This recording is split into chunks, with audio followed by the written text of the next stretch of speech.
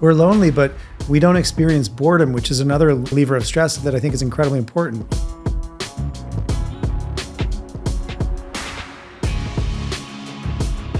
Seamus Mullen, my friend.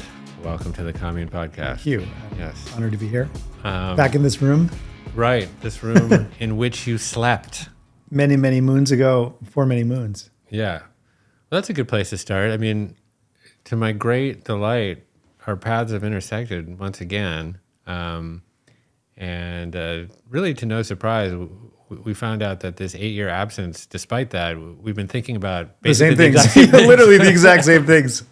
And so just as a means of a little history, we worked on a project, I was thinking about it 8 years ago now, where I was building this wellness Soho house, if you will, in Hollywood called Wanderlust. And I knew you from New York City. Mm-hmm. I'd gone to your restaurants there numerous times. And your niece went to school with my daughter. With your daughter, yeah. Yeah. And of course, you were operating Tertulia at that point. Mm-hmm. What was the one in the meatpacking district? El Colmado. Okay. You say it so much better than that. Then I had a couple of those, yeah. Yeah. They were little tapas joints. Yeah, those are fantastic. Mm-hmm. And so then we collaborated on a little restaurant here in Los Angeles. And I learned a lot about that. It's a wonder that neither of us are in the restaurant business any longer. Right. It was a form of stress that did not confer a health benefit. And then, we went our kind of disparate ways for a while. I mean, I know that you were hosting the Goop Fellas podcast. The Goop Fellas right? podcast, yeah. For Gwyneth. For Gwyneth. And as it turns out, Goop seems to be more popular amongst women than men. You think? And then, like I said, to my great delight, we were all of a sudden reunited in Topanga. And you have just an absolutely breathtaking situation up there. Yeah, we're very lucky. Yeah. And we have our kind of commune your incredible lab. place, which is one of my favorite places to visit. Yeah, and it's just about, as the crow flies at least, maybe just like 2 miles. If that, but it's crazy how actually to drive. Well, I was thinking about the other day as I rode my bike summit to summit, and I could get to you in probably 25 minutes on a bicycle. But by car, it's like half an hour. Yeah. And by goat?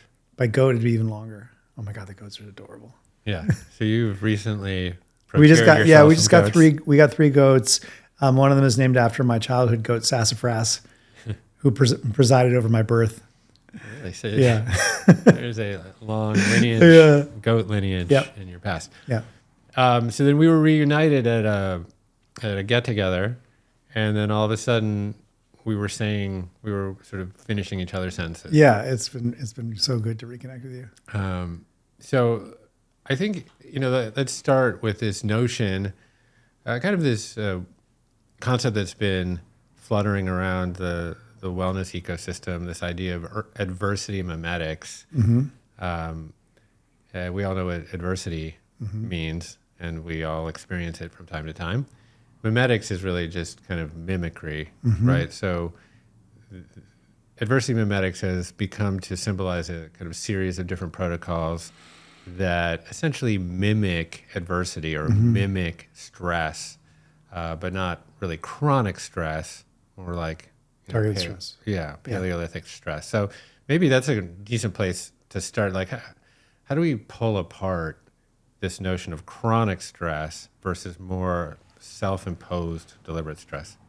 Yeah, I mean, I think that I've been thinking about this for a long time, and I wish that I could say these are my words, but they're not. La dosis sola facit venenum. The dose only makes the poison. And I think that's like, if you were to distill everything around this idea of adversity, positive adversity, it's all about how much of it and how it shows up in your life.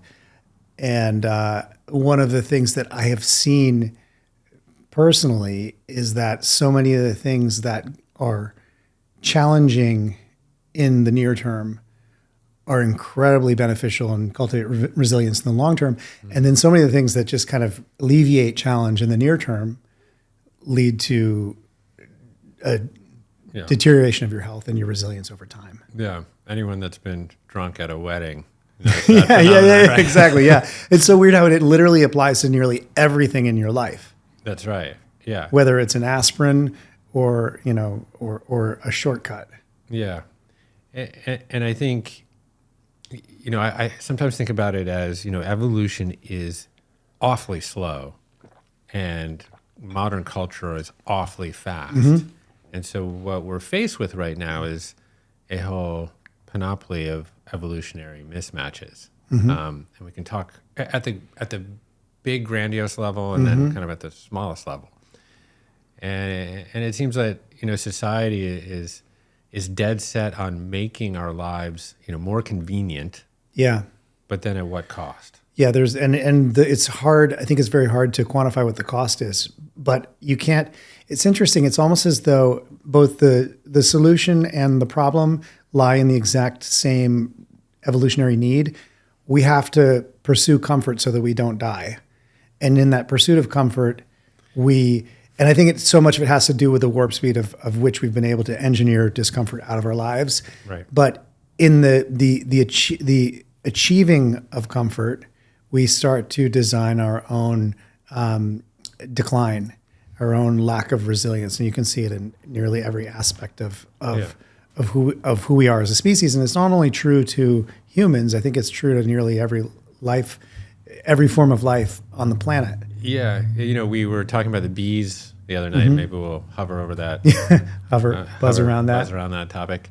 But I was thinking about it, I think this morning, in relation to plants, for example, like how, I think I kind of coined this in the sauna, like that modern industrial agriculture is to plants as McDonald's is to humans, basically. Mm-hmm. You feed a plant, you create sort of convenience food for a plant in the form of artificial or chemical fertilizers, pesticides, herbicides. You essentially create an environment without weeds and without pests. Yeah, without any adversity. Yeah. Right, without adversity. And then what happens to that plant? Yeah, the plant is its immune system is totally volatile and vulnerable. And so then you have to, on top of it, that's when you start adding in, obviously, the herbicides and the pesticides keep the immune system because from having to experience any pathogens. Otherwise, the plant would die. Right, and then you get these brittle plants that are completely nutrient deficient, and then old heterotrophs come walking along, and they eat those, and there's no nutrients in them. Exactly. And then look at us. But if you were to take the opposite the opposite perspective of think about pruning a plant, right, which is damaging the plant in essence, but you're damaging the plant, or even growing grapes in poor soil. You know that if you have incredibly fertile soil with perfect rainfall and even temperature, you're going to get shitty wine. That's right. In fact, the great winemakers purposefully stress the plant. Particularly, I think the Pinot Noir, for taste purposes. Mm-hmm. But what happens is there's a more resilient plant. In fact, this is where that whole resveratrol theory comes out of, right? So resveratrol is kind of this, super nutrient that's supposed to activate these longevity pathways. Which it does if you drink a case of wine. That's right. At a sitting. Which has its own maladaptive impacts. So, you can supplement with it. There's not a lot of human study there yet, but there was with yeast, and it seemed to prolong the life of yeast. I think that was the Australian biologist, David Sinclair, right? So, but the moral of that story is you stress a plant. I think they're called xenohormetins or something. You stress a plant in rough conditions that might be windy or temperature fluctuations, et cetera, and they develop their own inherent resilience, and that resilience can actually be transferred to us humans or to whoever's consuming the plant. Yeah, right, which is a fascinating idea. Yeah, it's incredible. But then on the flip side, if you think about if we're eating weak plants that are nutrient deficient, that have zero immune resilience. And essentially, because we know that food is literally the building block of our cells, if we're putting really, really weak, damaged, unhealthy food into our body, it stands to reason that those cells, our own cells, our trillions of cells, are being reconstituted out of nutrient deficient ingredients. Yeah, 100%. I met this doctor. He's kind of the godfather of functional medicine. His name Jeffrey Bland. He's like wonderful old He's great. He's fantastic. Yeah. And he claims to have discovered the world's most stressed plant. It's this Himalayan Tartary buckwheat, and it was from the Himalayas, so you can imagine that's not a particularly hospitable environment to grow. plant. If you're a buckwheat, that's not where you go on vacation. Yeah, totally. Yeah. You're not lying on a lawn chair with a bamboo pina colada or whatever there. But, of course, then it develops these properties that we know as polyphenols. Right. And oftentimes, these stress plants take on these like wonderful, rich colors. So this... Maybe you should maybe that'll inspire you to open your next restaurant. Call it Stress Plant. Stress Plant. I just call it polyphenol. Everyone will think it's like some sort of like swingers club. I could do poly. Yeah. Yeah, that's good. Sorry, I'm a little slow. It's late in the day. Not as much espresso as usual. But, there's obviously other stresses that, we're trying to avoid, maybe like temperature neutrality, for example. Well, I think that so much stress is a really weird word. It's almost I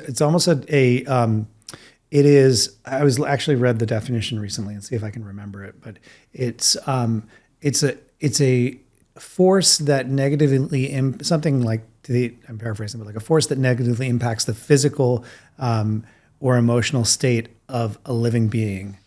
And so we focus on it as this inherently negative input, that there's something so bad about it.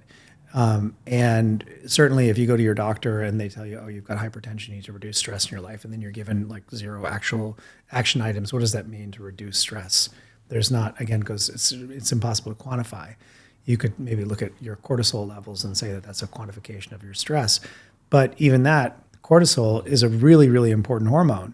And you need it. And you need it, again, it goes back to only the dose makes the poison. It's about when are you getting it? How are you getting it? And how does it affect, the rest of the course of your day?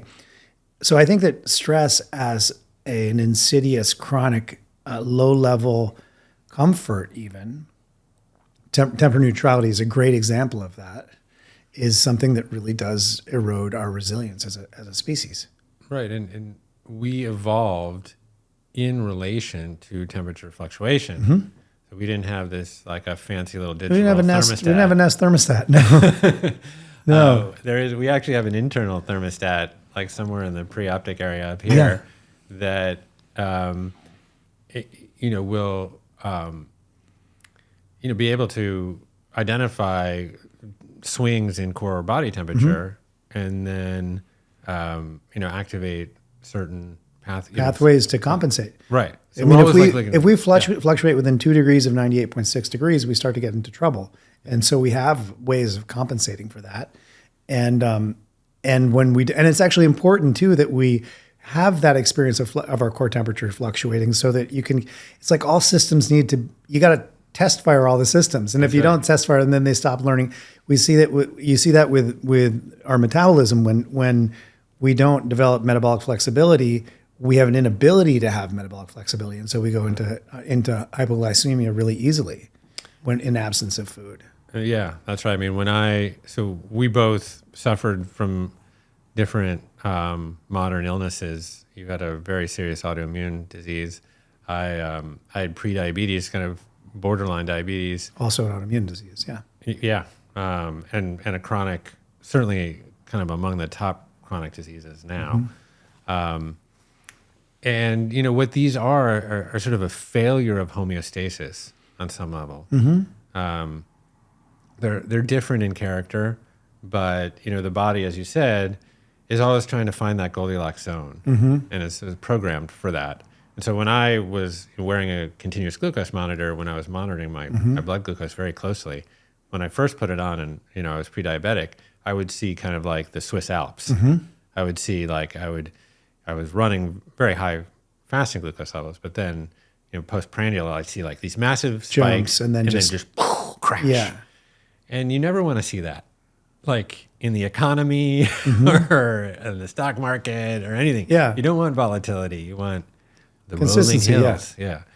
But you've very actively adopted certain protocols like to kind of combat sort of temperature neutrality, right? Yeah, I mean, we both have been doing cold exposure for a really long time. And I started in 2011. I think it was 2011. I read an article by Ray Cronise where he was talking about he had trouble losing weight, and he's a NASA physicist, and he realized that water is 20 times more thermoconductive than air.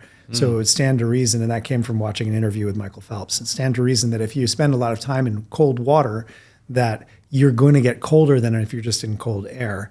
And it was right around the same time that Wim was kind of getting a lot of attention on the national stage. I think his first book had just come out. And so I was totally fascinated by the science of that, and I wanted to try it out. And I started by taking ice packs from Tertulia that came in my fish deliveries, because I was like, okay, I don't have a cold plunge. How am I going to do this? And cold showers were so miserable. Yeah. So I would put ice packs on my, all around where your brown adipose tissue is here and on my back, and I'd strap myself up with ace bandages, and then I was living in Dumbo, New York, and I would go for walks in the winter with no shirt and like ice packs on. And I did that for a while until I got an apartment that had a bathtub. And then I started like filling it up with ice water and doing plunges. But yeah, that was like the beginning of cold plunging for me. This is a term that you taught me when we worked on the restaurant. Yeah. That is true cross-utilization. Yes, exactly. Yeah. That's cross-utilization of product. Yep. Totally cross-utilized the ice packs. I suppose if there was one place in the world where you wouldn't, turn any heads, walking down the street with ice packs, maybe it's Brooklyn. Yeah. I'm not sure. Yeah. And I'm sure people looked at me like I was a total weirdo. But so did you see impacts? Yeah, no, immediately. I had been quite overweight, and I was doing a lot of things. Like that was my first experience with the ketogenic diet, and I saw that really, really helped me lose weight. But the initial cold exposure definitely helped with losing weight. It wasn't until I really started to combine cold exposure and breathing and learning more and more about breathing, specifically Buteyko breathing and nasal breathing, that I could see how these stressors, both breathing as a stressor, we're all chronic overbreathers, which means we're not stressing, we're not experiencing air hunger, which I think is really, really important for a variety of reasons. But also to experience that stress of being in cold water, I saw, and I still see now, this is now 13 years I've been doing it on a daily basis. Wow. And plunging for the past 5 years on a daily basis. Yeah. So you were before the trend. Yeah, I was early on. I had no idea it was going to become a trend. Yeah. I thought it was really fascinating. The science was really fascinating. And because I saw the immediate shift in my weight through cold exposure, I didn't see all of the incredible emotional components and immuno components until much later. And now that's been something I think the cold water is one of our greatest teachers. We can learn so much from it. It's interesting. One of the things that I've noticed that if you're an emotional trigger, if you are triggered by something that has happened from your past that you may or may not even remember, and it brings up this sense of extreme danger and unsafety, it's exactly the same neurochemically. It's exactly the same thing that's going on when you are in physical danger. Mm-hmm. And by using the cold plunge as a tool to get back into your parasympathetic nervous system and calm yourself when you're in physical danger, you can start to summons that same capacity when you're in emotional danger. And I think that's it. I look at the cold plunge as an incredible opportunity for emotional health. Yeah. So what I find is that, so I've always just absolutely abhorred the cold. Just even like staring at a lake will send me into paroxysms of. So this was very difficult for me. And I didn't start at, well, actually, I did start at a very, very low temperature. That's only because Wim Hof shamed me. No, he really baptized me at my house. And then when he's there, you got to do 34 degrees or whatever it was. I mean, there was it was just above freezing, so, but my regular habitat was really kind of in the 50s, probably in the mid to upper 50s is where I could start. And there's real value in that too. 100%. It's actually temperature for deliberate cold therapy tends to be like very subjective. Yeah. It's really more what like feels cold. And then, but what I found was like, can I put top down pressure on a bottom up sort of reflex, such that like I can calm myself and move myself back into the parasympathetic. So it's sort of like hippocampus, hypothalamus, like tug of war. And then, like you say, if you're able to do that in the ice, that can carry over and it can punctuate other experiences. To traffic and everything else. Right. Yeah. Relationships. I mean, when you're in that state of trigger or when you're in a state of danger, your prefrontal cortex goes offline and resources are stolen from that part of your brain. Calories are stolen from that part of your brain to literally help emit norepinephrine, adrenaline, cortisol, all these things that will save you. But and this goes back to what we're talking about with chronic stress, that when those things, instead of getting a shot of norepinephrine and adrenaline and cortisol, you're on a drip of it all the time. The impact is, in either way, when it's a shot, all of the other things, your prefrontal cortex is offline, your immune system is offline, like all of the things that you need for all of your different pathways don't have the resources they need to function properly. But if you can give yourself that same experience and stay in your parasympathetic nervous system, then you don't end up with that huge dump of norepinephrine, adrenaline, cortisol, all that. You come out, and what happens is your dopamine just starts going like this. That's right. It just creeps and creeps and creeps, and you have this incredible euphoric sense that can carry on throughout the whole day. Yeah, in fact, I think the latest research shows that dopamine spritz, well, it's not really a spritz, it's a trickle. Endures for 48 hours post-session. Wow.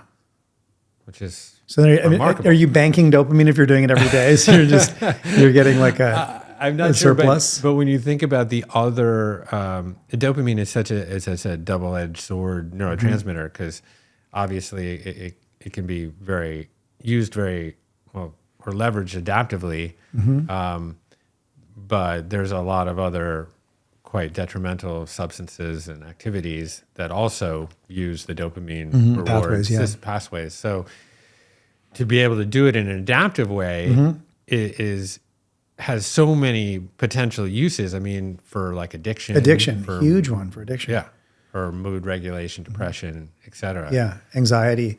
I think it's an incredible tool for anxiety. But again, I grew up in Vermont in a very cold climate, in a family of people that take saunas and chop holes in the pond and jump in, and I've done that my whole life. Yeah. And it was always like a act of bravado. It wasn't something you would jump in the pond and jump right back out. Yeah. And it wasn't until I started practicing Buteyko breathing that I was able to go in the water and stay in the water for more than 2 seconds. What breathing is that? Konstantin Buteyko, the father of Ukraine. He was a Ukrainian pulmonologist and the father of nasal breathing. There's so many different styles of breathing. I believe that nasal breathing is as close to the most natural way for humans to breathe.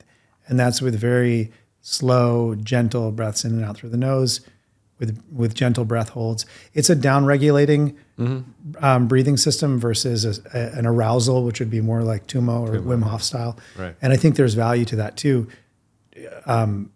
within reason. Like, again, the dose is in the poison, or the dose makes the poison.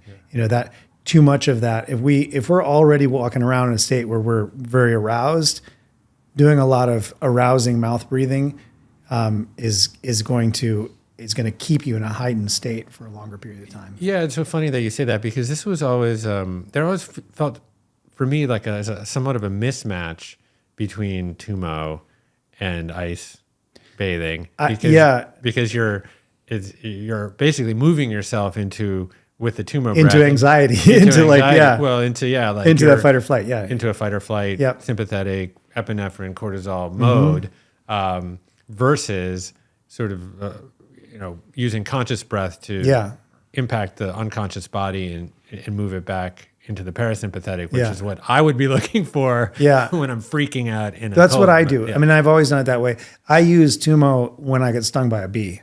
If I were to be bitten by a rattlesnake, I would use Tumo. It's like your get out of jail free card.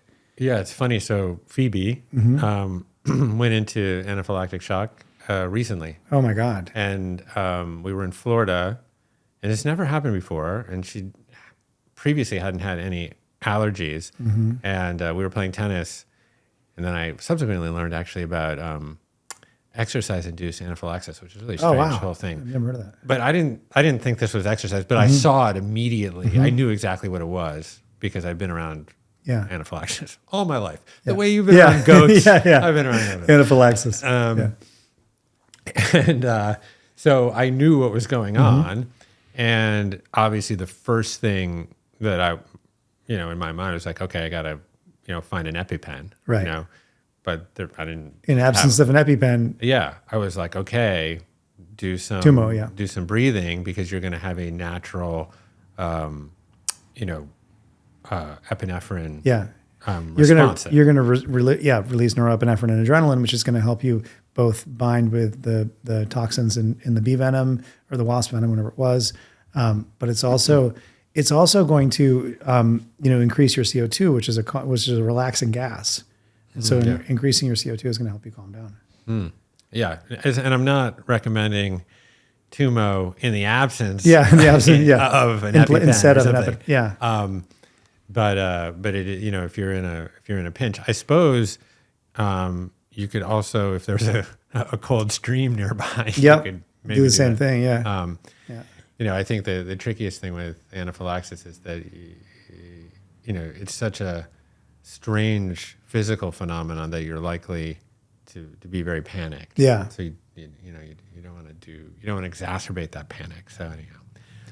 That is actually an interesting segue to talking. We were talking about bees earlier. That's right. Yeah. There we go. I think that if we look at the story of the honeybee, it's a bit of a cautionary tale as to what happens when we as a species tinker too much with the natural environment. We start to see a lack of, a decline in resilience. And I think most people have heard of colony collapse disorder, which I think is interesting. You sent me that article in the New York Times, which I read, which said that essentially the headline was a little misleading, because it implied that colony collapse disorder is a hoax and the honeybees are not disappearing. And that is true. There are more honeybees than there have ever been before. But bees are disappearing. And I think it has a lot to do with how we have meddled with the bees ecosystem. Yeah. Well, and now, if I remember that conversation correctly, the bees that are being produced are brittle in nature, right? And there are a lot of them, and that's not dissimilar to what's happening. There are a lot of humans, and they're brittle. Right. Yeah. Well, let's you look at COVID, for example. Yeah. I mean, why was the United States and some other Western countries so impacted? Well, you look at the underlying cardiometabolic health of the our U.S. country. It's terrible. And if you also look at, I was wondering this because I was trying to. My best friend works for Doctors Without Borders, and he was in West Africa through most of COVID, and he was like, "Yeah, everyone got COVID and they were fine. It was no big deal." And I started wondering, why is it that Africa was not totally devastated by COVID? And there are a lot of theories, but and I think a lot of them there's a lot of validity. One is a much younger population. Right. There's exposure to a lot of other pathogens that across the board and epidemics that lead to a healthier immune system. But the one thing that I was fascinated is I was Googling photos, and I was looking at photos of New York City. Nearly everyone in the photo of New York City on the subway is sitting there with their mouth open, and everybody in sub-Saharan Africa has their mouth closed in every photo. And so then I started thinking about this thought, maybe people are just naturally better nasal breathers. And the nose, this is our first line of defense. There are millions of hair follicles in the nose that trap pathogens, use mucus to trap pathogens. Right. Then we condition the air that we breathe with nitric oxide, which makes the oxygen much more bioavailable in our bloodstream, stimulating the immune system. When we breathe through our mouth, we become much more. I think we expel 80% more vapor through our mouth than through our nose, so we become dehydrated. Yeah. And we take in a lot more. So if you're breathing in and out through your mouth, you're both expelling as an expectorant more virus, and you're taking on more virus. So I think that breathing and cardiovascular health had so much to do with the spread of COVID as an epidemic here in the U.S. and and you can look also at obesity rates, for example. So obesity, in many cases, is going to produce an inflammatory response in the body. Essentially, we often think about like we need to bolster our immune systems. Actually, not really. We need to actually balance the immune systems. Many of us are walking around with very boosted immune systems all the time. Yeah. And when you have a lot of visceral fat and they hypertrophize, you're going to spill over all these inflammatory cytokines, et cetera. You're going to be in this very inflamed state, and then all of a sudden you contract a disease through a virus, and your body, and then you heard about all the cytokine storms. A lot of that was a result of overactive, agitated immune systems. I think there's some other interesting, things there. Like, for example, like we live these incredibly sedentary indoor lives now. I think I saw it was like we spend 94% of our time inside or something, the average Westerner. Well, that is certainly not true in cultures that are near the equator. Right. And so they're getting more access to direct sunlight. And we know that that's important for immune system, for metabolic regulation, for so many different, for just emotional well-being, health. I mean, it's super important. Totally. Like endogenous vitamin D production. And even, I read this fascinating article by this guy, Dr. Roger Schwelt, who's talking about exposure to near infrared radiation, because near infrared has this like long waves, right? It's like, and UV is like, right. And the infrared waves are so long that they'll penetrate not only your clothes, but like into your body, up to 8 centimeters. And they actually activate at an intercellular level the production of melatonin as an antioxidant. So all these people that were getting a lot of sunlight had no oxidative stress, and they were much less susceptible to the contraction of severe COVID. I mean, it's actually, if you think about how you build your physiological immune system, for example, it's through exposure. It's through exposure. To pathogens, right? Yeah, you need to. I mean, it's the same principle as vaccination too. It's this idea, or it's not really any different to homeopathic medicine. It goes back to that again. The dose makes the poison. And having a small, I mean, it's funny when you look at the blue zones and in the conversations around longevity, so many centenarians, what they have in common is they drink alcohol and they smoke cigarettes, things that seem so counterintuitive. And I wonder if there's a component to that by having micro-offenses to the body, you're constantly stimulating the immune system. And maybe in in the right amount, they're not actually micro-offenses. I don't think that alcohol has a whole lot of positive benefits, but I think the greatest positive benefit of alcohol is that it's a social lubricant. So it makes conversation and hanging out a lot easier and a lot more fun, leads to a lot more laughing. And I think that those are things that are essential to living increasing your health span. Yeah, well, that GABAergic effect, particularly in a social situation, and you look, I mean, we know that, community is essential, not just to longevity, but just to human happiness. Right. And of course, this is another place where modern culture has essentially hijacked biology, right? So we've sanctified the individual for now, 100 years or so, to the point where, we're lonely. And COVID put its wicked foot on the gas there. And now we increasingly live, in social isolation.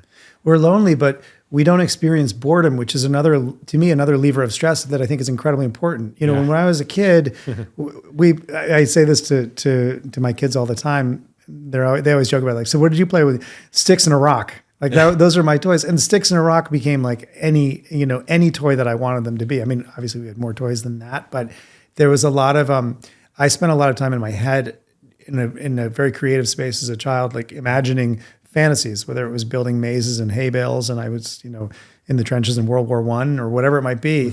I would take like the books that I was reading and I would reenact them in the woods or in the barn, and the goats would be my co-stars in these escapades. Yeah. But I think there's some real value in that idea of leaning into boredom as a superpower for creativity, and because we never have to experience it, now we always have an immediate exogenous entertainment. We don't have the need for endogenous entertainment, which is, to me, endogenous entertainment is creativity.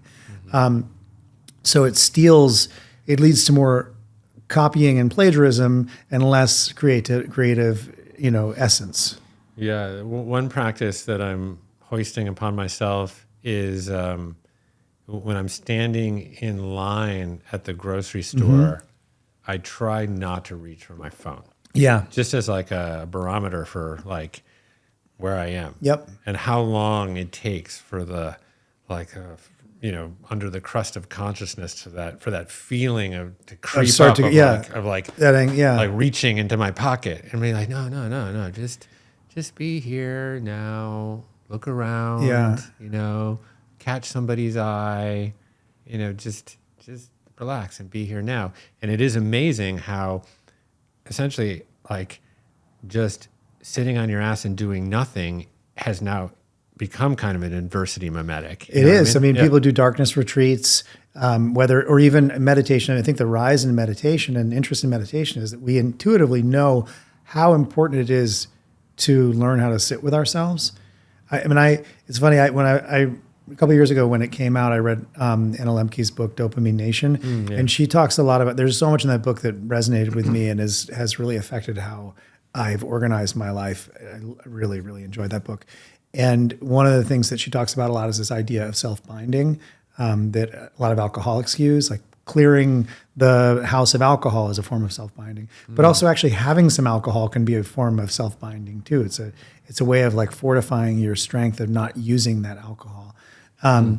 And I use a lot of self-binding with the phone, whether it means, Ricky and I have a policy where we don't keep the phone in our bedroom and we never take the phone into the bathroom.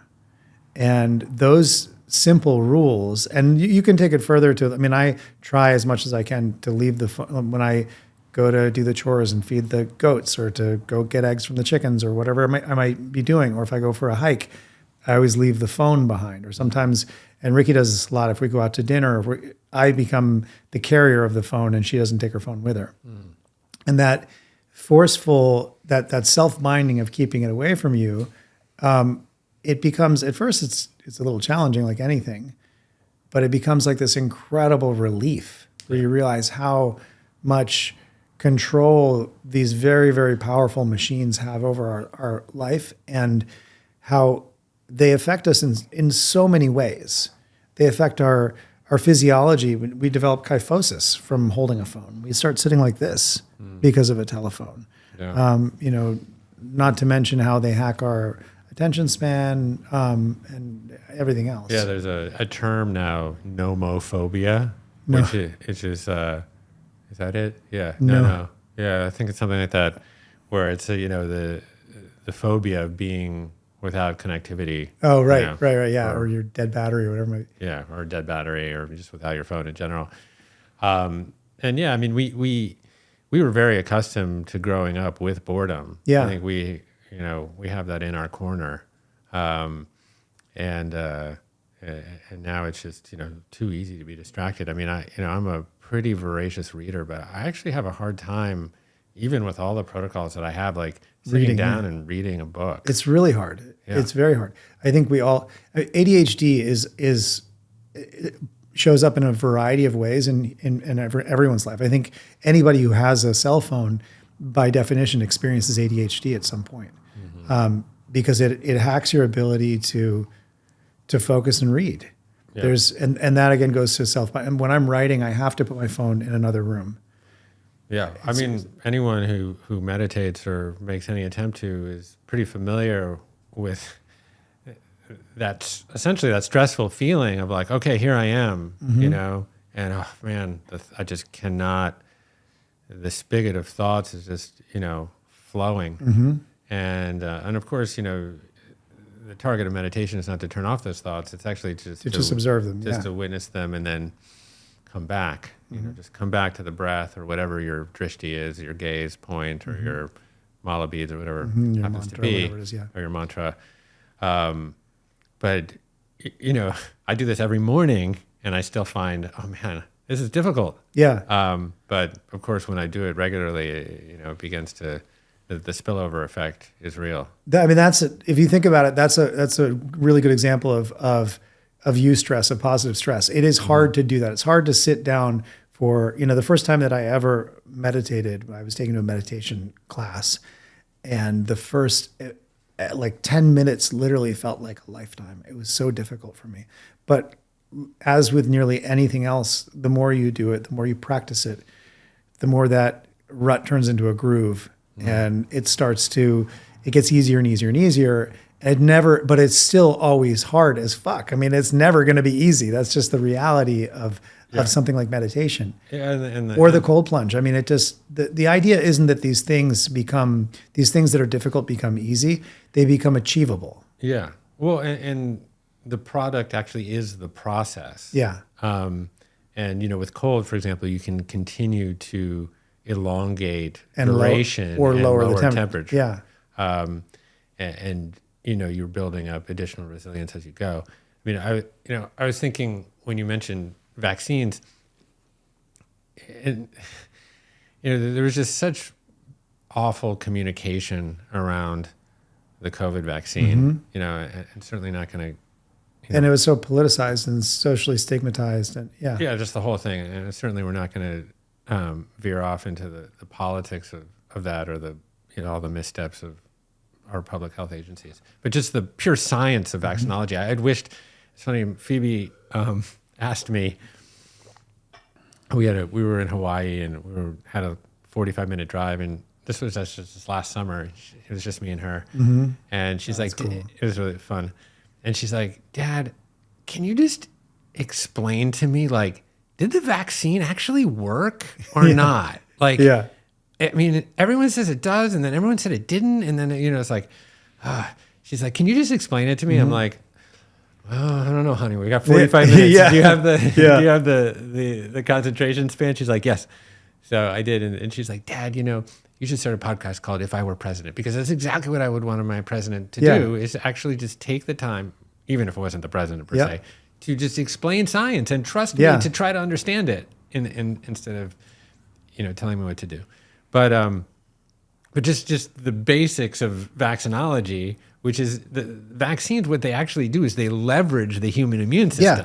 It's turning it on. It's the same thing as when I'm not feeling well, the first thing I do is I get in the cold plunge, because I know what it's going to do is it's going to be turn my immune system on and say, whoa, wait a second. Okay, you got my attention. Yeah, so typically a vaccine would take a dead or attenuated virus, right, and it would introduce it to the human body, and the immune system, this kind of floating brain, would recognize it as foreign, and then it would start to create build antibodies, all these antibodies until it found the right one, and then it would go ding, ding, ding, ding, it's the right one. And then it has this incredible memory, so the next time it comes up. Of course, the virus has its own evolutionary pressures, so it's mutating all the time.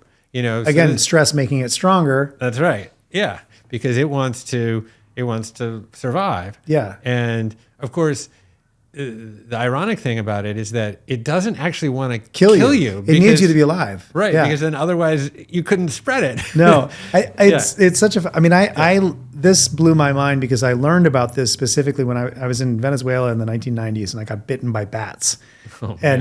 And I was asleep in the jungle and I got bitten by a bat. And so I had to go and get the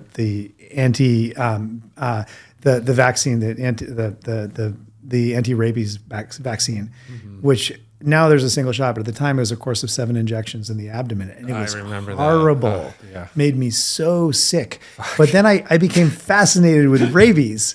There's a great Gabriel Garcia Marquez book that's all about, I can't remember what it's about. It's about this girl who goes crazy and thinks she's possessed. I forget what it's called. And it turns out she just had rabies.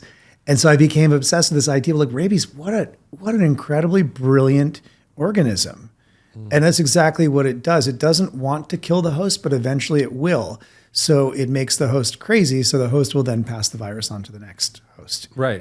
And that's why, SARS-CoV-2, as it mutated, was in some ways kind of a perfect storm, because the mortality rate wasn't that high, right? But the reproduction rate, the R naught, was actually pretty high. Yeah. So it was kind of this perfect storm, through its own, through the virus's eye view of the world. Basically, it was like a pretty successful but one. It chose a bunch of bad hosts. Yeah. Well, and now, that's part of the problem, is that we ended up in a lot of really unhealthy hosts, and that's why we had so many deaths, which isn't really good for the virus. That's true. But let's use the vaccinology as a metaphor, for example. So, and we know there's this whole thing like the hygiene hypothesis, right? So course, eliminate, pathogens from people's lives. And this happened for kind of in the 50s and 60s, where, the kind of, everyone was hygiene, and everyone was using antiseptics and all this kind of stuff. And you started to see sort of middle and upper class kids, the ones that got most sick, right? Yeah. Because they weren't, subject to all of the kind of bacteria and viruses growing up and stuff like that. So, but then there is a metaphor from how one might build their physiological immune system to how one builds their psychological immune system, right? So right now, it's hard to have hard conversations. That's right. Yeah. I mean, you nailed it. And so how do we build our psychological immune system if we're never sitting face to face with people actually, engaged in those stressful conversations? I think it's part of why, we have, the Surgeon General has talked about this epidemic of loneliness. Mm-hmm. We have so many marriages that fail. Anyone who's in a relationship knows incredibly how difficult it is to be in a relationship. And I think so much of that comes from a culture of shying away from conflict and or being scared of having difficult conversations. Yeah. When you start to learn about how to have challenging conversations, you find that on the other side of that, 99% of the time, there's an increase in ease. Versus avoiding that challenge often leads to an increase in dis-ease. Mm-hmm. And so from an emotional standpoint, the more we are scared of stepping on someone's feet or offending, and because we live in a culture that becomes more litigious every day, it is really difficult and polarized. And it all has to do, I think a lot of it has, social media is such a culprit in this, because we do have these echo chambers in which you're reflected back to you the belief system you already have. And so you become more and more almost cult-like. You see it in politics, you see it in diet, it happens across the board. Like it becomes more and more difficult to have a dialogue that isn't a shouting match. Yeah. Well, yeah, the middle path is a lonely one. Yeah. In the sandbox of social media. It's just not... It's not exciting to anyone. No, well, and so it doesn't sell. No, and it doesn't leverage, human negativity bias, and it doesn't serve the algorithm. But this phenomenon of kind of, digital warriors kind of sitting anonymously behind a screen, endlessly typing these kind of invidious ad hominem and just endless barbs, across the bow to these kind of other anonymous people sitting somewhere else. I mean, that is just not profitable. I've never seen it lead anywhere good. And, well, it actually is profitable, though. That is. It is profitable, but it's not, it's financially profitable. It's not socially profitable. Yeah. So, I mean, this has been a project of mine. I think I might have meant to tell you about this, but in 2020, I did 25 Zoom calls with people that vehemently disagreed with me. Oh, wow. on some, it was really quite amazing. Uh-huh. And at that juncture, I didn't have any grounding in like nonviolent communication, but I quickly I quickly found. Oh my God! found It's myself- it's an incredible learning nonviolent communication is an incredibly helpful tool. Totally. But those stressful conversations built my psychological immune system. Yeah. Uh, It's funny. I was just thinking as you're speaking, and I'm thinking about this idea of echo chambers and the overlap between the political world in which we operate and our world of health is so if you think about, okay, so you have your CNNs and your Fox News and whatever, all of these bubbles that are spitting back and forth a lot of the same rhetoric. Because once you belong to one camp, that's all you hear. And then within that, they're creating greater allegiance and a loyalty to their cult, whatever that you might call it. Yeah. And then what do those people get sold? They get sold pharmaceuticals. So there's this loop into, and then of course the pharmaceutical world is in bed with the industrial agricultural world. So you end up in this sphere, this kind of echo chamber that is eroding our psychological immune system that you just mentioned, which is, I think, is beautiful, a beautiful kind of metaphor. And then at the same time, the byproduct of that is that it's eroding our actual physical immune system too. So our physical health, and all of it has to do with shying away from conflict or shying away from challenge, adversity, struggle, stress, whatever you want to call it. Yeah, that's so true. I mean, I believe like a lot of the inflammation, you might call it, that we see in our body politic is really just spillover from inflammation that we see in our body. Yeah. And, I think about that all the time, just even by dint of your own personal experience. Let's say you wake up tomorrow, you get some exercise, you eat well, you have nice relationships in your life. You feel pretty good, right? You feel great. You feel generous. You feel compassionate, or there's at least an opportunity to feel that way. Endogenous medicine. Yeah, there you go. Let's say on the flip side, you wake up, you're working 2 part-time jobs. Your downtown has been shuttered. You're shopping at 7-Eleven. You have little connection to nature because it's not available. It's not available. Yeah. Everyone in your town is doing fentanyl, and you can't afford your insulin, or whatever, right?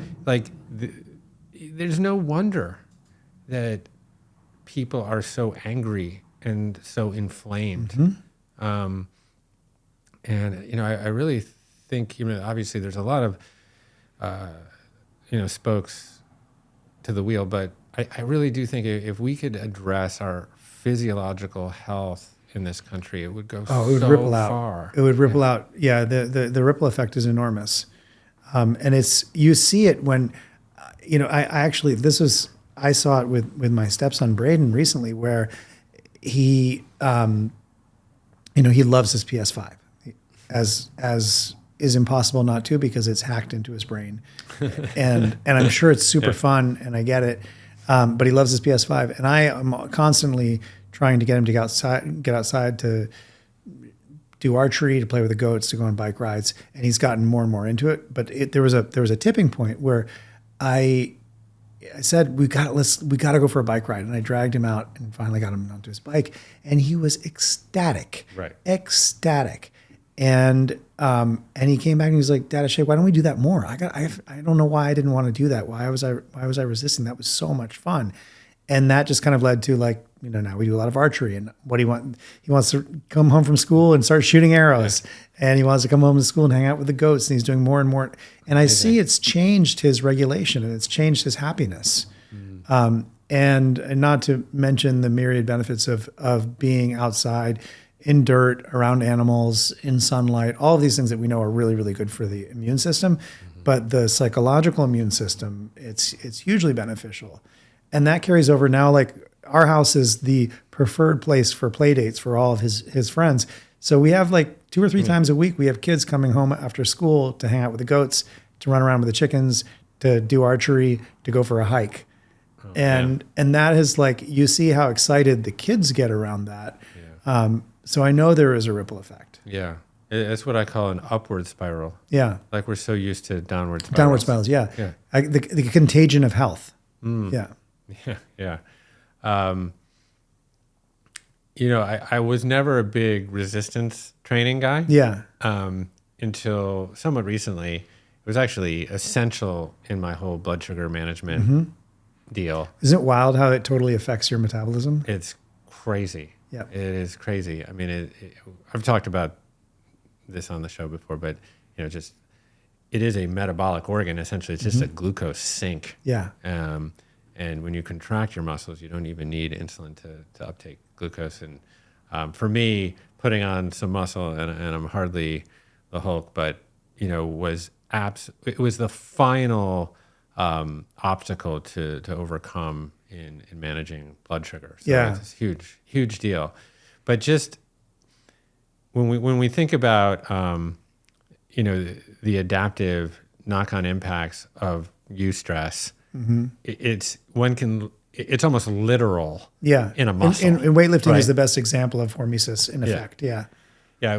How do you talk about like just even the physical process of hypertrophy? You're tearing, you're damaging muscle tissue, and then allowing an opportunity for recovery and growth. Yeah. And so it's simulating growth. It's actually the same thing as pruning a tree, pruning a plant.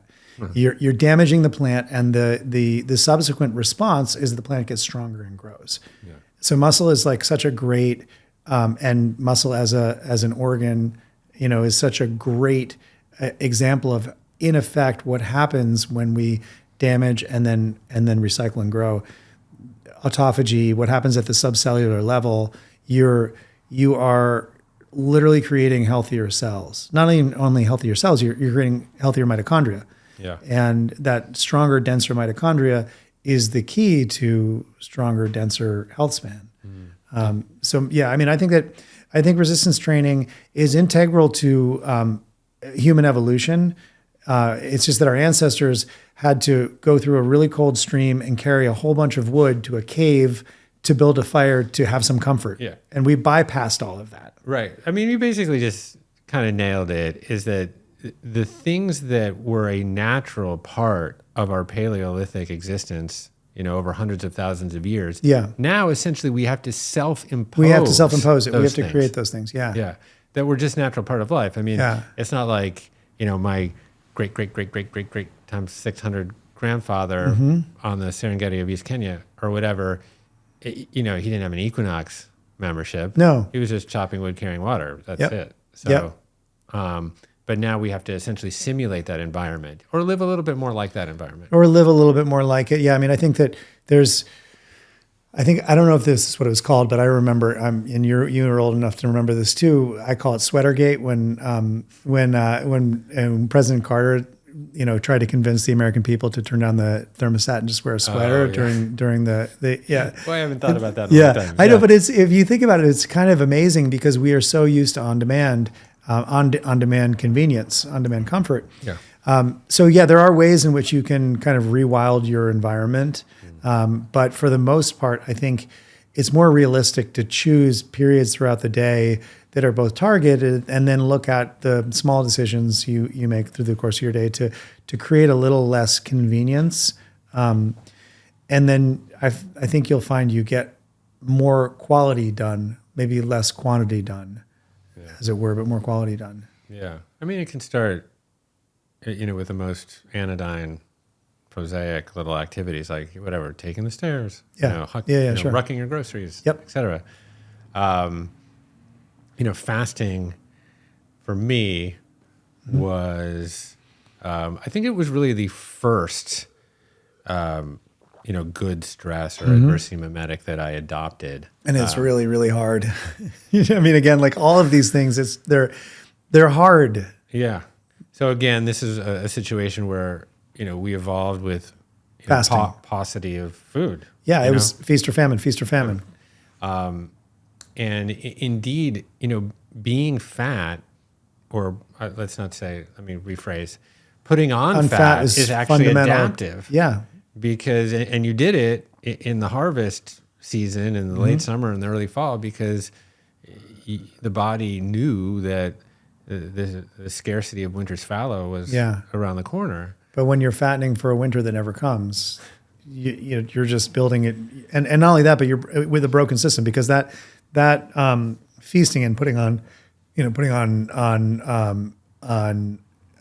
subcutaneous fat, it was essential to be able to tap into that metabolic flexibility and to exist long periods of time in the absence of food. That's right. So fasting is super, super important, that give and take and being able to develop that flexibility. Yeah. There's a guy named Rick Johnson wrote a book called Nature Wants You to Be Fat. And what he really meant was evolution, but it's actually a better title. It's Nature Wants You to Be Fat, or wants us to be fat. And he actually describes this really crazy, interesting phenomenon that we essentially silenced the gene that would essentially break down uric acid, and I think it's called uricase. Okay. And uric acid is a byproduct of fructose. Yep. It turns into purines and turns into uric acid. Turns into gout. Right. Exactly.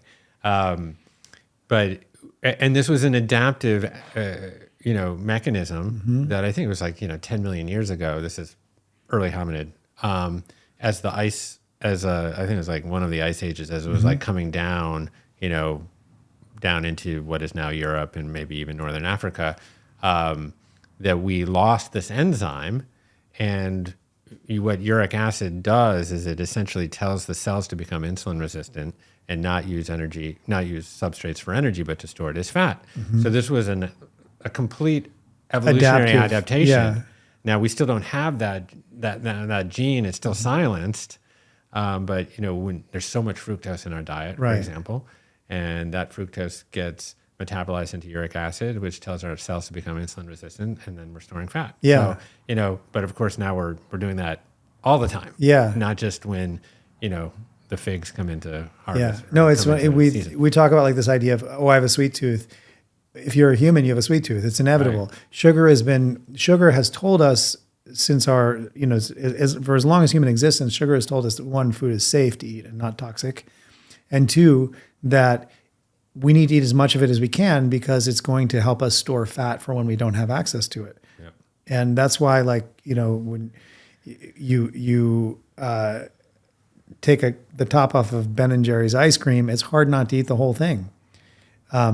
Versus, your body can tell you pretty quickly when you've had enough pork chop, or you've had enough avocados. Like your body's like, oh, I've got enough. But sugar, and especially when you combine it with salt, and fat and all of those things and a little bit of acid, then suddenly the brain is like, I need more of this, I need more of this, I need more of this. And it's our primordial survival mechanism in effect. And the problem being, of course, that we have a buffet of shitty calories in front of us at all times at arm's reach. Yeah. And it's and there's a beady-eyed gentleman in a white coat figuring out how to make it even more addictive. Yeah. Certainly the role of the food industry has not helped our cause here. But in some ways, like, it's easy to point our fingers at all of these different institutions and say, oh, or industries, and say, oh, you did this. I mean, there was the challenge, coming out of World War II, right, was like, okay, how are we going to feed what's going to be 8 billion, 9 billion people? Yeah. And obviously there's a whole military industrial complex that came out of that, and ammonium nitrate and leftovers. A surplus of it was turned to, what does it do? Well, it's a great nitrogen fixer in the soil. That's How can we use it? Yeah. Go, green revolution. Yeah. And in some ways it was an amazing success. We created shelf-stable, abundance of calories, of shelf-stable calories, basically, for people. But now, boy, we're seeing the downside. And we didn't know. Well, we didn't also understand how that impacts so many aspects of the environment in which we live. I mean, depletes the microbiome of the soil, leads to a lack of diversity in species that can grow in that soil, which, for a variety of reasons, it's important to have this complex diversity of plants. But actually, I want to bring it back to the honeybees, because I think it's really interesting around the honeybees is that honeybees bees have a very complex microbiome. And one of the things that happened in the 20th century, Rudolf Steiner really accurately predicted colony collapse disorder in 1923, and he didn't know about chemical fertilizers. He didn't know about herbicides and pesticides. These things were not in agricultural practice in 1923. So he couldn't know that that was even going to accelerate the process of colony collapse disorder. But what he did know is that we had been meddling with bee species since really, we've lived with bees for 10,000 years at least since the dawn of agriculture. We've had a really symbiotic relationship with bees. And in many ways, like if Noah Yuval Harari says that wheat colonized us. Yeah. So if wheat colonized us, wheat also colonized bees or domesticated us. Wheat also semi-domesticated bees. It created a food source for bees that was ample and nearby. And for thousands of years until the 19th century, we lived in this pretty balanced natural relationship with bees, where bees they'd nest high up in trees or on cliffs. And in nearly every culture around the world, there were these honey hunters that would climb down and they'd get some honey, and honey was a delicacy that we might use for making alcohol or for doing, for cooking and or for medicine. But we didn't have an abundance of honey. And we had these great pollinators. Bees or insects pollinate or bees pollinate like 80% of the world's crops. And most of it for time eternal has been wild bees. But in the 19th century, we figured out how to bring those colonies down and make them convenient to us with this hive called the Langstroth hive, which is the most common beehive that we see. Those are those green square ones. The square ones, yeah. But one of the things about the Langstroth hive is that it has removable leaves that have the honeycomb. You've seen honeycomb in these perfect squares. Bees in the wild, they make round or conical nests. They're not these square nests, and there's a lot of reasons for that. But bringing the hive down and having these slides allowed us to observe the bees up close. And there's a beekeeper in the 1880s named Doolittle, great name. He really screwed up the trajectory and set in motion how bees are kept till now. Yeah, he should have done little. Should have done a lot less than he did. Yeah. Doolittle did way too much. But essentially what he figured out is that, so bees have this they have a very complex and beautiful organism where you have three members of the colony, of the community. You have the queen who is selected, and you have maidens that we call workers, and you have drones that are male. Maidens are infertile females, drones are fertile males. And drones, they roam around. They don't have allegiance. They go from colony to colony. And the queen is selected by the colony. It's the organism. And she's really, everyone thinks that she's the queen. She's the one that everyone serves. She's really in service to the community, which I think is a beautiful analogy. And she lives for 5 to 7 years in the wild. And all the other bees live for 55 days at most. Wow. And so a single queen can support a hive for years and years and years and years. She can support a colony for years and years and years. And as she gets older, she'll choose a successor, and she will leave with swarming. She'll leave with 60% of the colony, and she'll go and create a new colony. And then her daughter becomes the new queen of that colony, and then she slowly builds that colony. And this isn't good for honey production because you lose, suddenly your colony disappears and you lose honey production. So what Doolittle figured out is if you take the queen out and remove her, the hive goes crazy. They become totally docile, and then they select a new queen. They choose a new larva to start feeding royal jelly and to convert into a queen. And then they can take that queen and create a new colony with the one they've taken out. He would tear her wings off, so now she can't fly. She'll never swarm. She'll never leave the colony, and they can build a new colony. You can repeat that over and over and over again. And with each successive repetition, you're getting more colonies, which is what we have now. We have lots and lots of honeybees. But you're totally disrupting the natural relationship that the bees have with both the seasons. Swarming is incredibly important for their immune system, for the growth for the health of the colony. And the other thing the queen does is she only ever leaves the hive for 2 reasons. And usually it's only twice in her life, once to mate and once to swarm. And when she mates, she flies straight into the sky, and she's followed by thousands, 60,000 drones. And then the last 20, 30, 40 drones that survive catch her way up in the sky, and they make love to her, and then they all die. And she's ensuring the strongest genes so that she continues to replicate a strong and healthy community. But by eliminating her wings, you are allowing her she just mates with whatever drones get to her. So, Joe Schmo gets to her, and over time, over successive generations, you're essentially weakening the genetic line. And then when you add industrial agriculture to it, now instead of having complex foods, she has a single food source, whether it's almonds in California, whether it's corn in the Midwest, it's a single food source. So now her naturally complex diet becomes a very simple diet, and her immune system, her microbiome becomes a simple microbiome with lack of diversity. And you put all of those factors, then you add into it herbicides and pesticides, et cetera, et cetera, et cetera, radiation, radio waves, frequencies, cell phone towers, and you end up with like a very, very weak species, which is why we keep replicating them. We have lots of them, but they're not healthy. And I think it's a really interesting parable. Yeah. There's a lot of morals to that story.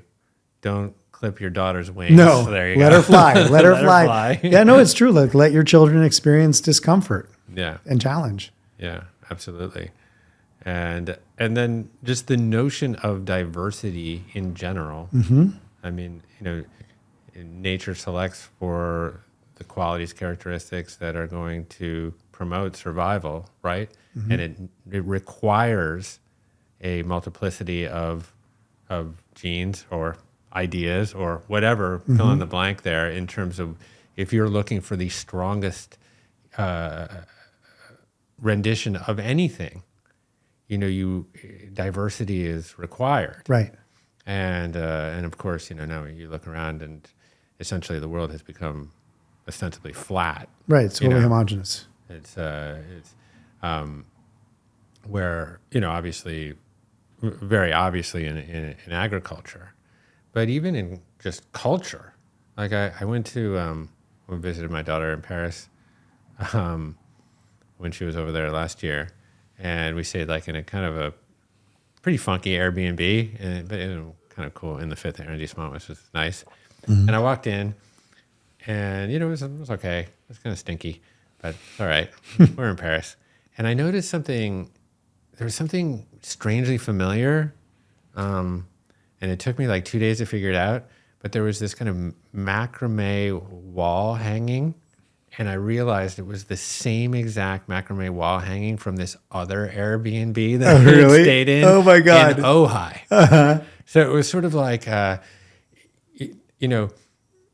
Watts has this kind of this funny saying, which is like, we're so focused on like, eliminating the distance between places, like making it super easy for me in Los Angeles to get to Paris. But when you do that, you make those places the same place. Right. Much less special. Yeah. Much less special. And this is what we're doing in our culture just at large, is that we're removing the stress, of the journey of, going all the way somewhere else.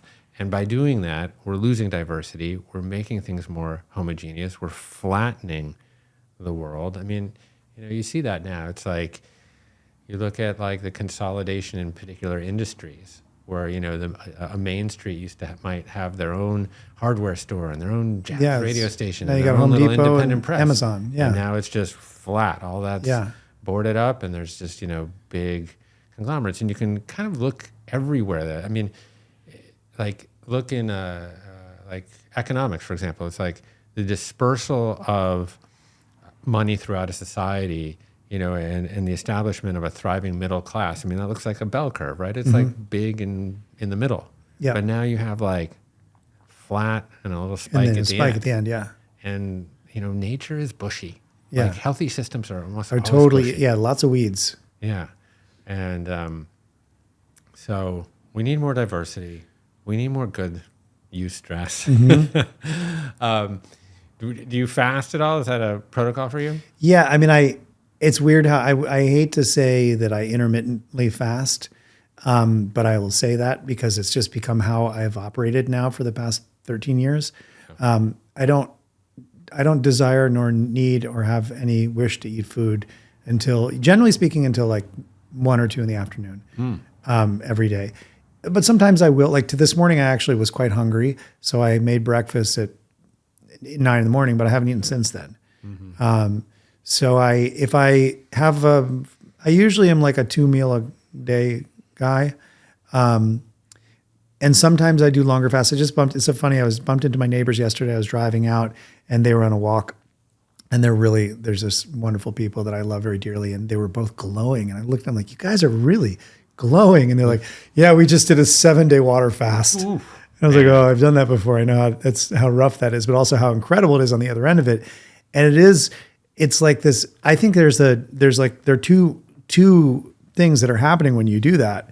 I mean, there are like a bazillion things that are happening, but yes, the stress of not eating is going to promote autophagy and strengthen your mitochondria. And there's no doubt about that. 100%. Yeah. But there's also the rest that you're giving your liver and your kidneys and your digestive system. So there's something incredibly restorative about the body as a homeostasis. I mean, we were saying the body isn't a machine, but it is a homeostasis craving machine. That's what it really wants that. And if we can give it periods of opportunity for achieving that homeostasis, that is really one of the keys to walking around optimized in your meat suit.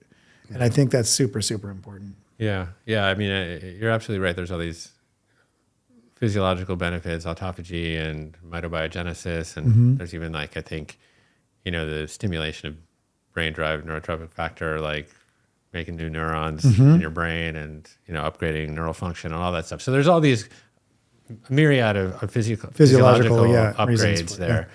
But kind of more at a metaphorical level, or, we in society in general, in modern society, we kind of sanctify growth at all costs. Like all the metrics that we hold important are all like growth metrics. How much did, GDP grow, or, et cetera. And this often comes at the expense of repair. Yeah. So we don't really value repair. But of course, the yin of the body is a repair state. Yeah. It's in a constant state of repair. And this is, anabolism, catabolism, growth, repair, excitatory neurotransmitters, inhibitory neurotransmitters, glucagon, insulin. There's always a yin-yang counter-regulatory function going on in search of homeostasis in your body. And to the degree that you can adopt the protocols that helps foster that, you're probably going to be healthy. Yeah. But I think the other component that's very interesting for me as I began to fast, and is that I began to sort of witness the true nature of the hunger more. So I think many of us sort of eat very unconsciously. We eat for a variety of reasons, and nourishment's like way down low. Way down low. And we eat our feelings, there's all sorts of different emotional triggers, et cetera. But this idea of it's almost forced space between stimulus and response. So you're committed to this fasting. Yeah. You feel an urge or a craving, but then you can stop and pause and witness the nature of that craving. And is that craving have its provenance in a biological need or requirement, or in a psychological desire? Or a social construction. Right. Whether it's around a meal or it's around, let's get together and eat, or because one of the reasons we eat is to share with other people. And that is a absolutely justifiable one. I think though that where obviously there was a lot of other benefits to it, and caloric restriction and fasting don't necessarily go hand in hand, because you could eat 20 pints of ice cream in an 8-hour window. Yeah. But I began to lose a lot of weight. I became more metabolically flexible, all these things. But the spillover thing there for me was that, if I could recognize the psychological desire of food, could I also recognize the psychological desire, unconscious desire of Instagram? Yeah. I don't know. Some of my other maladaptive habits. Behaviors. And that's where I found fasting to be a stress that began kind of in the physiological space, but it really, really had its biggest dividends in the psychological space. That's really cool. That's interesting. You know, you're saying that, I was thinking about my first experience with fasting was not an intentional experience. I was 16 and I did a National Outdoor Leadership School trip. It's a mountaineering trip in Wyoming for a month. And the last week of it, we broke into small groups of 4 or 5, and we didn't have instructors with us. And it was called walkout. So we just had like 4 or 5 of us. We had to navigate our way to a point over a 7-day period, or maybe it was like 5 days. I don't remember what it was. But we were also, it had been like 2 weeks since we'd had a re-ration. So we were all had very little food left. And we had to forage for a lot of food. We had fishing poles, so we had to fish for trout. And what ended up happening is it was a week or 5 days, whatever it was, with very little food. And so food occupied all of our talk, as we're hiking, carrying 70-pound backpacks with mountaineering gear and everything. We're thinking about food, talking about food. We're also we're planning on how we're going to be preparing food, how we're going to find food, all of these things. And it made me realize that, in the world, as humans evolved, I think that our hunter-gatherer ancestors probably spent 100% of their time consumed with the idea, thinking about food. I mean, it was like our sole purpose was finding food so that we could have sex and replicate, essentially. And over time, that's shifted to where, head of household might have spent 50% of her time around food, then 25% of her time around food, to where now food is something we don't have a conscious relationship with because we don't have to. It's accessible to us. We maybe spend like 5% of our time thinking about food, and it's suddenly lunchtime and like, what do I do? Right. I gotta, whereas we used to historically think about, we're going to have a meal, and to have this meal, it's going to require a tremendous amount of planning. And so that planning requires a lot of thought, and there's a whole thought process that goes into it. And then having the meal becomes celebratory and important in a way that that it just isn't anymore, unfortunately. Yeah, that's interesting. I haven't really thought about that before, how the lack of the necessity of planning is an artifact of modernity. Yeah. I mean, like, for example, It's so new too. It's really new. I might have a meeting, for example, and I know what time the meeting is, but I will not know how to get there or where to go until I actually get into the car. And then I'm like, what do I do now? What do I do? There's no map. There's nothing. Yeah. And which is, it's ironic because I used to drive cross country. Yeah. Skylar and I, like in the late 80s and early 90s,